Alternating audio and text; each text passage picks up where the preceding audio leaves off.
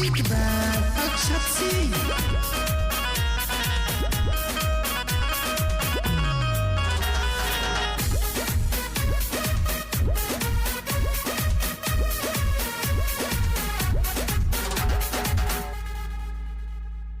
सुना ये राजा न कर बरियारी बानी हम मजबूर हो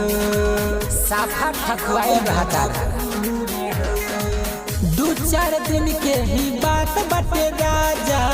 रहो हमारा से दूर हो बुझा मजबूरी अभी दूरी बा जरूरी न तो छूटे लागे पसीना राजा अभी आइल बा महीना कहे बनतार कमीना राजा अभी आइल बा महीना मुश्किल भइल हमर जीना राजा अभी आइल बा महीना। अरे तोहरे नु हई काहे अकताइल बाड़ा हटा ना मुश्किल भइल हमर जीना राजा अभी आइल बा महीना।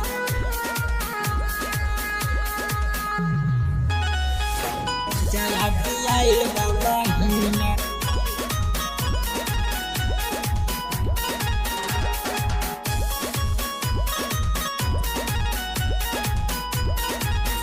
हई तोहरे लुरानिया झनी करी मन मनिया दू चार दिन के बात बा फिर कटी हनु जनिया मतलब दो चारों दिन तोहरा से बर्दाश्त नहीं थे है ना हई तोहरे नूरानिया मत कर मन मनिया दू चार दिन के बात बा फिर कटी ह तू चनिया सटिहा पा जाया लिहा खूब मजा लेकिन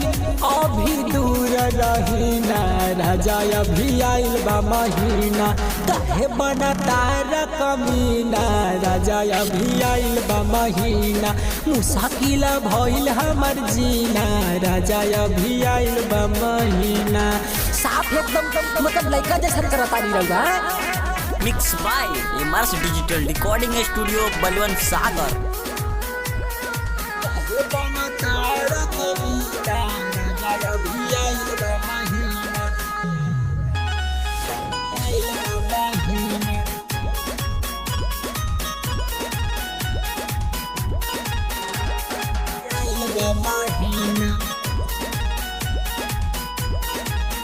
तू तो बड़ा नीति से राजा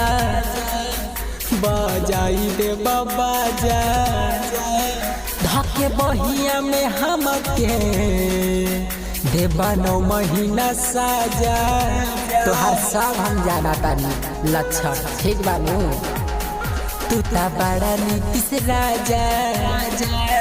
बजाई दे बाबा जा हमके बहिया में कसके देवा 9 महीना साजा कैसन तू मारत बाड़ा बुझत ना डरत बाड़ा करेला तू रोजीना राजा अभी आइल बा महीना कुछ दिन दूर रहीना राजा अभी आइल बा महीना काहे बना तारा तू कमीना राजा अभी आइल बा महीना हटीना।